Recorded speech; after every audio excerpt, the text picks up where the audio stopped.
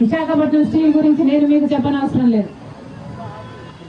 ఇది కాంగ్రెస్ పార్టీ నిర్మించిన ప్రాజెక్ట్. కష్టాలు వస్తే కాంగ్రెస్ పార్టీ ఆదుకుంది. రాజశేఖర రెడ్డి గారు ముఖ్యమంత్రిగా ఉన్న రోజుల్లో కూడా 2,000 కోట్ల రూపాయలు నష్టం వచ్చిందని ఆ రోజు కాంగ్రెస్ పార్టీ ఆదుకుంది. 3 మిలియన్ టన్ల ఉత్పత్తి నుంచి దాదాపు 7 మిలియన్ టన్ల ఉత్పత్తికి తీసుకువెళ్ళింది కాంగ్రెస్ పార్టీ. అదే రోజుల్లోనే ఎంతో మందికి ఉద్యోగాలు కల్పించడమే కాకుండా ఈ విశాఖపట్నం స్టీల్ కి ఒక క్యాప్టివ్ మైన్ ఉండాలి అని ఆ రోజు రాజశేఖర రెడ్డి గారు అనంతపురంలో ఒక మైన్ ఐడెంటిఫై చేసి కూడా ఒక ట్రైపార్టీ అగ్రిమెంట్ చేసి కానీ అమలు పరచకుండా చనిపోవడం జరిగింది. ఈరోజు రాజశేఖర రెడ్డి గారే బ్రతికే ఉంటే ఈ విశాఖపట్నం స్టీల్ కి ఒక క్యాప్టివ్ మైన్ ఉండేది. కానీ ఆ తర్వాత రోజుల్లో మీరు చూశారు 2014 వరకు లాభాలలో నడిచింది ఈ విశాఖపట్నం స్టీల్. 2014 వరకు ప్రతి సంవత్సరం 1000 కోట్ల రూపాయలు లాభాలు కూడా ఇచ్చింది ఈ విశాఖపట్నం స్టీల్. కానీ 2014లో కాంగ్రెస్ పార్టీ అధికారం నుంచి దిగింది. బీజేపీ పార్టీ ఒక శనిలాగా దాపరించింది. ఆ తర్వాతే ఈ విశాఖపట్నం స్టీల్ కు కష్టాలన్నీ మొదలయ్యాయి. క్రమంగా ఒక్కొక్క ఆర్గన్ ని సైలెంట్ కిల్లింగ్ చేసి విశాఖపట్నం స్టీల్ మొత్తం ఊపిరి తీసేసి ఆ తర్వాత విశాఖపట్నం స్టీల్ వాళ్ళ బినామీల అదానికో జిందాల్కో అమ్మాలనే కుట్ర చేస్తుంది బీజేపీ పార్టీ. ఈ రోజు వరకు కూడా విశాఖపట్నం స్టీల్ మీద ఉన్న శ్రద్ధంతా బీజేపీ పార్టీకి ఈ భూముల మీద మాత్రమే ఉంది. ఎందుకంటే ఈ భూమిని కాజేయడానికి మాత్రమే బీజేపీ ప్రభుత్వం ఇన్ని కుట్రలు పన్నుతుంది. ఒక్కొక్క అభినయం ఒక్కొక్కటి తొలగించుకుంటూ పోవాలన్నట్టు ఒక కుక్కను చంపాలి అంటే అది ముందు ఒక పిచ్చి కుక్క అని ఒక ప్రచారం చేస్తే చాలు, అదంతకదే జనాలే దాన్ని చంపేస్తారు అన్నట్టుగా అదే ఫార్ములాని సైలెంట్ కిల్లింగ్ ఫార్ములాని అమలుపరిచింది బీజేపీ. మెల్లగా క్రమంగా రా మెటీరియల్ కాస్ట్ను పెంచుకుంటూ పోయింది. బొగ్గును కూడా అందుబాటులో లేకుండా చేసింది. ఆఖరికి గంగవరం పోర్టులో నుంచి ట్రాన్స్పోర్టేషన్ ఛార్జెస్ కూడా పెంచుకుంటూ పోయింది. ఇలా 1 కాదు 2 కాదు.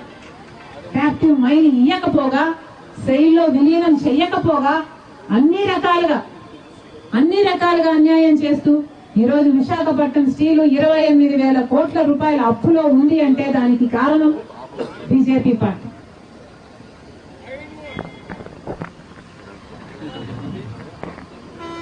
మళ్ళీ చెప్తున్నా, కాంగ్రెస్ పార్టీ నిర్మించిన ఈ ప్రాజెక్టు ఎటువంటి పరిస్థితిలో ప్రైవేటైజ్ అవ్వడానికి కాంగ్రెస్ పార్టీ ఒప్పుకోదు. ఇటీవల అసలు ఒక రకంగా కాదు కదా, 2021లోనేమో ఒక ప్రకటన చేస్తారు, దీన్ని ప్రైవేటీకరణ చేస్తున్నాము అని చెప్తారు. ఆ తర్వాత నాయకులు వస్తారు, ప్రైవేటీకరణ చేయటం లేదు అని మంచి మాటలు చెప్తారు, మీ ఓట్లు ఉంచుకుంటారు. ఆ తర్వాత మళ్ళీ పార్లమెంటుకు వెళ్లి ఆ నిర్ణయం మారలేదు అంటారు. ఏది నిజము ఏది అబద్ధం? ఇంకెన్ని మోసాలు చేస్తారు, ఇంకెన్ని రకాలుగా వీళ్ళ కడుపులు కొడతారు. మొన్నటికి మొన్న 11,000 కోట్ల రూపాయల ప్యాకేజీ విడుదల చేస్తున్నామని చెప్పారు. 8,000 కోట్ల రూపాయలు ఇచ్చారట. ఆ 8,000 కోట్ల రూపాయలు ఇచ్చింది ₹1 కూడా ప్రాజెక్టు కోసం, స్టీల్ ఫ్యాక్టరీ కోసం వాడింది లేదు. ₹1 కూడా ఉత్పత్తి పెంచుకోవడానికి కానీ, ఎక్స్పాన్షన్ కానీ, కార్మికుల జీతాలు ఇవ్వడానికి కానీ, వాళ్ళ వెల్ఫేర్ కానీ ₹1 కూడా ఇచ్చింది లేదు. 11,000 కోట్ల రూపాయల్లో 8,000 కోట్ల రూపాయలు వచ్చింది. వచ్చిన అర్ధ గంటలోనే అప్పులు తీర్చడానికి వెళ్లిపోయింది. అంటే ఒక కేంద్ర సంస్థ నుంచి డబ్బు వచ్చింది, ఇంకో కేంద్ర సంస్థకు వెళ్లిపోయింది. మరి ఏం ఉద్ధరించినట్టు బీజేపీ పార్టీ? ఇంకా ఇవ్వాల్సింది 3,000 కోట్ల రూపాయలు. ఆ 3,000 కోట్ల రూపాయలు కూడా ఎప్పుడు ఇస్తారట? ఇక్కడ 5,000 మంది ఉద్యోగాలు పీకేస్తే అప్పుడు ఆ 3,000 కోట్ల రూపాయలు విడుదల చేస్తారట. ఇది ఎక్కడి న్యాయం అని అడుగుతున్నాం. ఇప్పటికీ 2,000 మంది ఉద్యోగాలను తీసేశారు. ఒకరు కాదు, ఇద్దరు కాదు, 100 కాదు, 200 కాదు, 2000 మంది ఉద్యోగాలు అంటే వాళ్ళ కుటుంబాలు వాళ్ళ మీద ఆధారపడి ఉంటాయి. 10,000 మంది జీవితాలను ఎఫెక్ట్ చేసే డిసిజన్ ఎట్లా పడితే అట్లా, ఒక పద్ధతి లేదు, ఒక ప్రొసీజర్ లేదు, ఎందుకు తీస్తున్నారో చెప్పలేదు.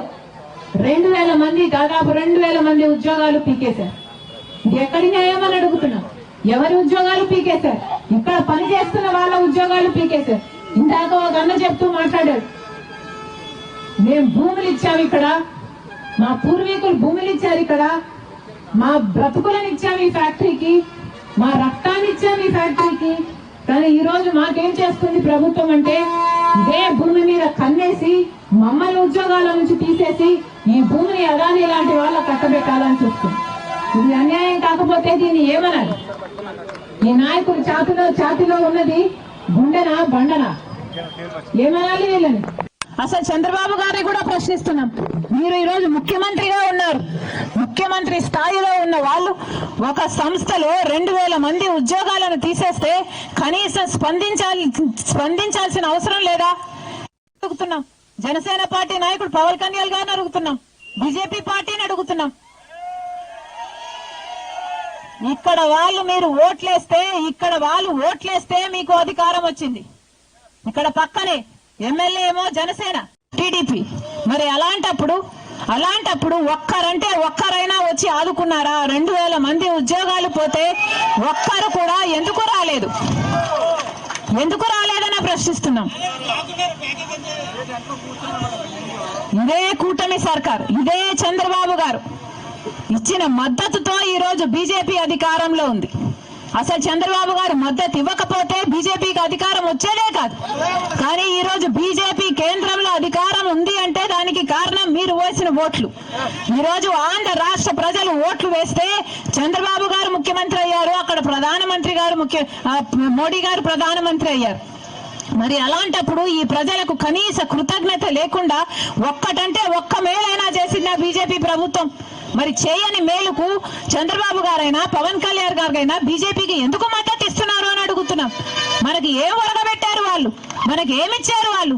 మనకు ప్రత్యేక హోదా ఇచ్చారా? మనకు పోలవరం ప్రాజెక్ట్ ఇచ్చారా?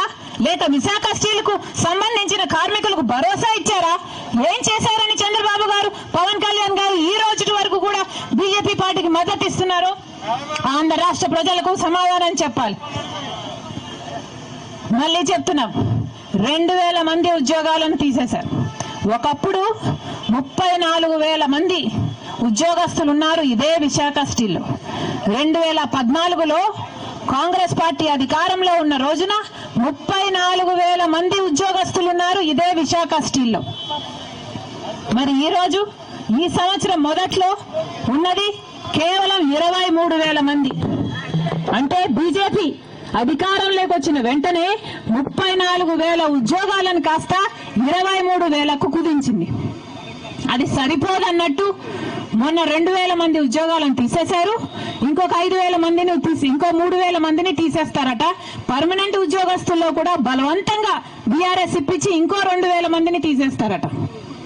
అంటే ఈ లెక్కన 34,000 మంది ఉద్యోగాలు ఉన్న ఈ సంస్థలో కనీసం సగం 16,000 మంది కూడా పని చేయకూడదు. ఇదే బీజేపీ అజెండాగా పెట్టుకుంది. కార్మికులను తగ్గిస్తే ఆ తర్వాత సంస్థను నిర్వీర్యం చేయొచ్చు, కొట్లాడే వాళ్ళు కూడా ఉండరు అన్నదే బీజేపీ పార్టీ కుట్ర చేస్తుందని కాంగ్రెస్ పార్టీ ఆరోపిస్తుంది. పక్కన హిందుస్థాన్ జింక్ ఇక్కడ నుంచి ఎంత దూరం ఉందన్నా? 4 కిలోమీటర్. ఏమైందన్నా హిందుస్థాన్ జింక్? ఏమైంది? అప్పుడు కూడా ఆ రోజు కూడా బీజేపీ పార్టీ అధికారంలో ఉంది. హిందుస్థాన్ జింక్ ఏమో కేంద్ర సంస్థ. 8,000 మంది పనిచేశారు హిందుస్థాన్ జింక్ అనే కంపెనీలో. దాన్ని బీజేపీ పార్టీ వేదాంత అనే గ్రూప్కి అమ్మేస్తే ఏం చేసింది వేదాంత గ్రూప్? హిందుస్థాన్ జింక్ నడిపిందా? 8,000 ఉద్యోగాలను నిలిపిందా? మొత్తం 8,000 మందిని పీకేసింది. రియల్ ఎస్టేట్ వ్యాపారం చేసింది ఆ భూములతో. అదే చేయాలని చూస్తుంది బీజేపీ పార్టీ ఈ విశాఖ స్టీల్లో కూడా. దీనికి ఒప్పుకునే ప్రశ్నే లేదు. కాంగ్రెస్ పార్టీ. మళ్ళీ చెప్తున్నా, కాంగ్రెస్ పార్టీ చంద్రబాబు గారిని, మోడీ గారిని డిమాండ్ చేస్తుంది 2000 మందిని ఎవరినైతే ఉద్యోగాల నుంచి తీసేశారో ఆ కారణంగా వాళ్ళని వెంటనే విధుల్లోకి తీసుకోవాలి. తీసేస్తాము అని బెదిరిస్తున్న ఇంకో 3000 మందిని ఉద్యోగాలను కూడా ముట్టుకునే అవకాశమే లేకుండా అసలు మొత్తం ఎంతమంది ఉద్యోగస్తులుంటే అంతమందికి ఉద్యోగ భద్రత కల్పించాల్సిన బాధ్యత కేంద్ర ప్రభుత్వానికి, రాష్ట్ర ప్రభుత్వానికి ఉంది అని కాంగ్రెస్ పార్టీ డిమాండ్ చేస్తుంది. అంతేకాదు, ఈ సంస్థను ప్రైవేటీకరణ చేయబోము అని చంద్రబాబు గారు రేపు ఎల్లుండో ఢిల్లీకి వెళ్తారని కూడా చెప్తున్నారు. ఈ సంస్థ ప్రైవేటీకరణ చేయబోము అని కేంద్రంతో చెప్పించాలి అని కూడా కాంగ్రెస్ పార్టీ డిమాండ్ చేస్తుంది. విశాఖ స్టీల్ కు క్యాప్టివ్ మైన్స్ ఇప్పించాలి, ఇప్పించిన తర్వాత సెయిల్ లో కూడా విలీనం చేయాలి అని కాంగ్రెస్ పార్టీ డిమాండ్ చేస్తుంది. రాజశేఖర్ రెడ్డి బిడ్డ మళ్ళీ చెప్తుంది, ఇక్కడ నిరాహార దీక్షకు కూర్చుంది ఈ 2000 మంది ఉద్యోగాలను మళ్ళీ భర్తీ చేయించడానికే. ఈ డిమాండ్ మీట్ అయ్యేంత వరకు రాజశేఖర్ రెడ్డి బిడ్డ ఇక్కడ నుంచి కదిలే ప్రసక్తే లేదు.